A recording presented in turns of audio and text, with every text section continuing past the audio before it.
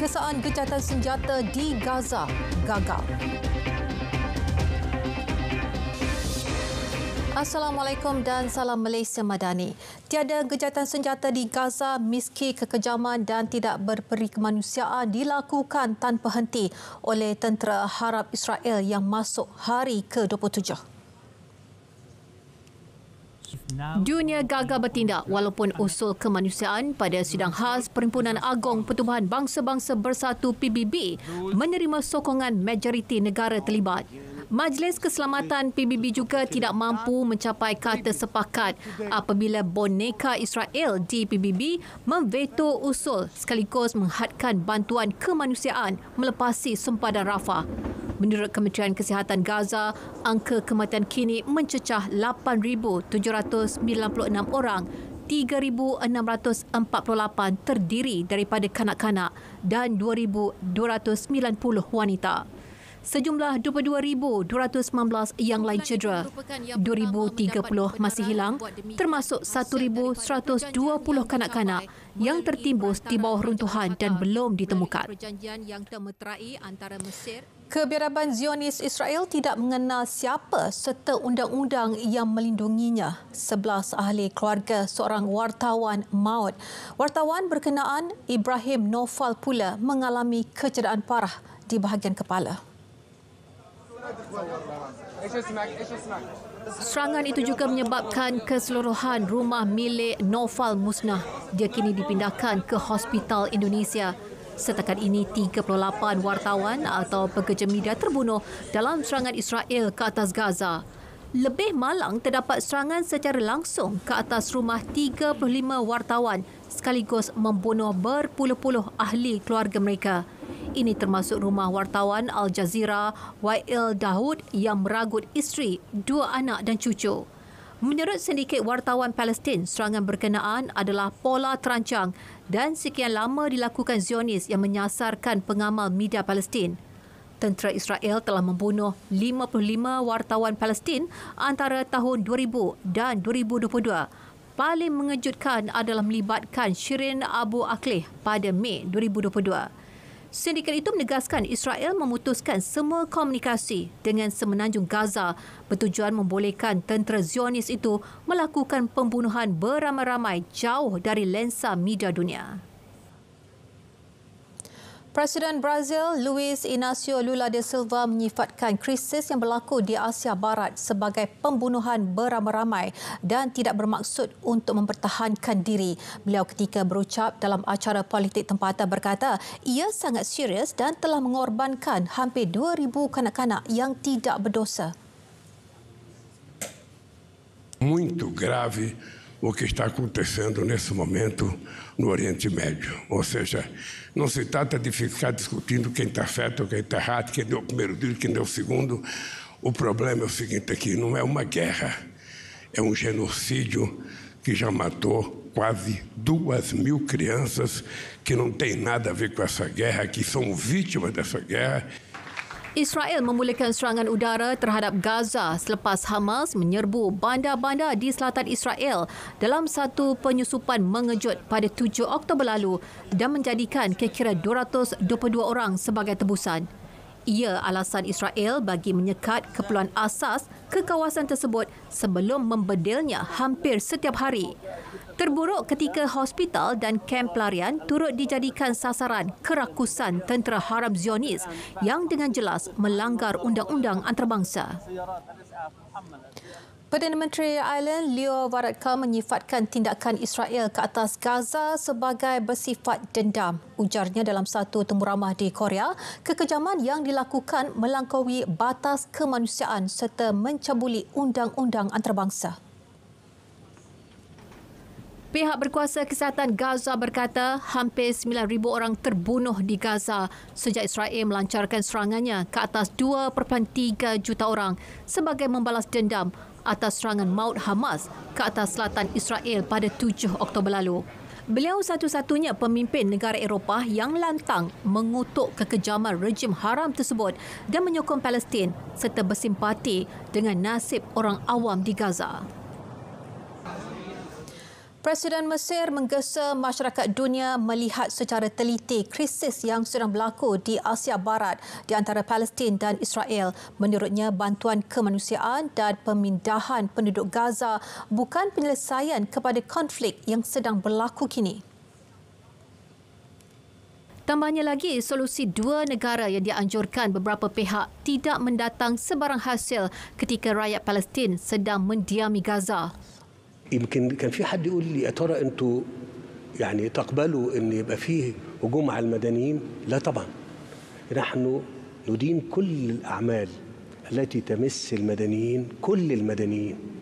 مفيش كلام في ده، لان المدني ده ملوش علاقه بالغضب والالم والحاله اللي احنا فيها. بس انا عايز اقول مهم قوي ان احنا واحنا بنتكلم في النقطه ديت نتكلم فيها بمعيار واحد. توافقنا مع فخامه الرئيس على ان احنا نتحرك سويا ونعمل سويا من أجل هذا الهدف النبيل، هو احتواء الأزمة، عدم تصعيدها، إدخال المساعدات، تخفيض التوتر ما أمكن، عدم أو السعي إلى عدم دخول أطراف أخرى في النزاع. Melalui perancangan solusi dua negara, penduduk Gaza akan ditempatkan di semenanjung Sinai, namun tetap memberi gambaran bahawa ia tidak akan menyelesaikan masalah akibat pendudukan Israel di Palestin sejak sekian lama. Sementara itu, Brigade Al-Qassam mengeluarkan rakaman pada Khamis yang menunjukkan sasaran terhadap kereta kebal tentera Zionis di Gaza. Pejuang Hamas menyebut mereka menyasarkan dua kenderaan Israel di bahagian barat laut. Menerusi aplikasi Telegram, Brigade itu menyebut sasaran terhadap aset tentera Zionis menggunakan peluru Yasin 105.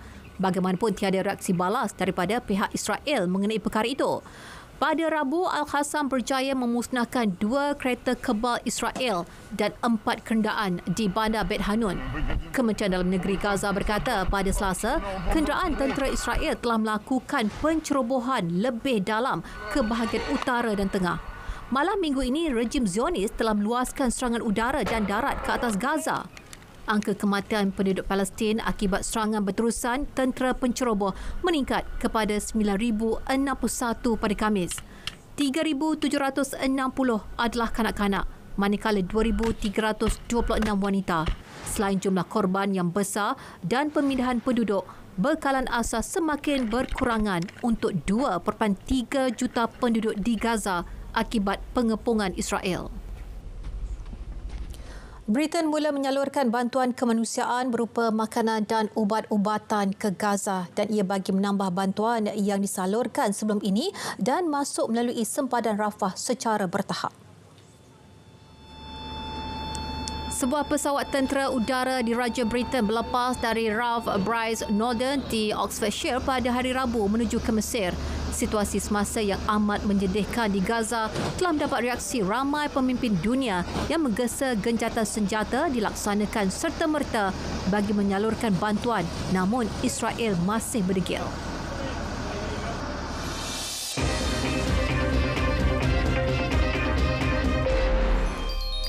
Dewan Perwakilan Amerika memilih Mike Johnson dari Republikan sebagai Speaker dan ia selepas kerusi tersebut kosong selama 3 minggu yang menyebabkan banyak perkara tertanggung. Mike menerima sebanyak 220 undi bagi membolehkannya meneruskan tugas Kevin McCarthy yang meletakkan jawatan pada 3 Oktober lalu. Antara isu utama yang mendapat perhatian Dewan Perwakilan tersebut adalah isu berkait perang di Asia Barat serta undang-undang yang berkait dengan pergerakan Hamas. Selepas membadai utara Perancis dengan membawa angin 200 km sejam, taufan Kiran kini menuju ke utara Eropah. Britain mengambil langkah berjaga-jaga di tengah-tengah amaran banjir dan gangguan penerbangan. Kiran telah meragut nyawa pemandu di Perancis akibat pokok tumbang dan menghempap lori. Kira-kira 1.2 juta rumah terputus bekalan elektrik apabila ribut melanda pantai barat laut negara itu. Pihak berkuasa berkata ribut setinggi 207 km sejam direkodkan di Point Tudora. Sementara itu, di selatan England, ratusan sekolah ditutup susulan ombak besar di sepanjang pantai. Di Channel Island of Jersey, penduduk terpaksa dipindahkan ke hotel setelah ribut merosakkan kediaman. Belanda turut mengeluarkan amaran tentang tiupan kuat termasuk membatalkan lebih 200 penerbangan di lapangan terbang Schiphol, Amsterdam. Dalam perkembangan lain, 5 terbunuh susulan banjir di Ablago, Itali. Ia selepas hujan lebat melanda wilayah tersebut yang mengakibatkan paras sungai meningkat. Sementara itu, 4 pelancong yang terperangkap di dalam sebuah kereta berjaya diselamatkan anggota bomba.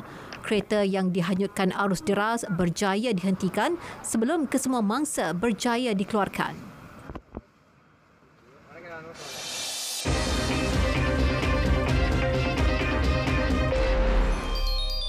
Aksi hoki trofi juara-juara Asia ACT Wanita 2023. Skuad kebangsaan meraih kemenangan sulung selepas menewaskan Thailand 2-0 pada aksi terakhir saingan Liga Sepusingan semalam.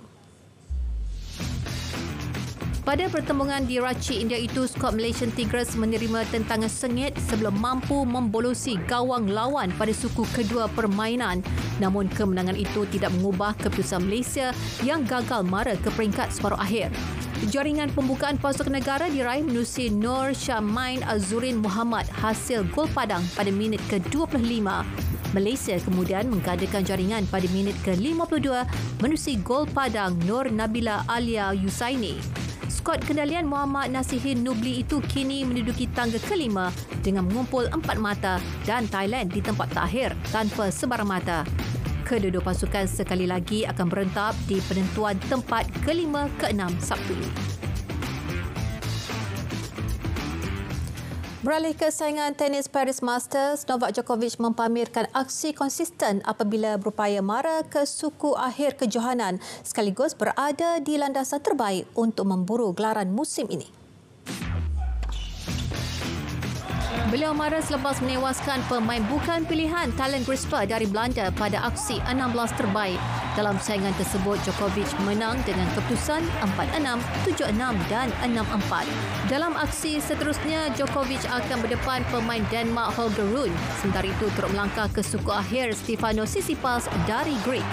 Tsitsipas mara apabila menewaskan bintang Jerman Alexander Zverev dengan keputusan 7-6, 6-4.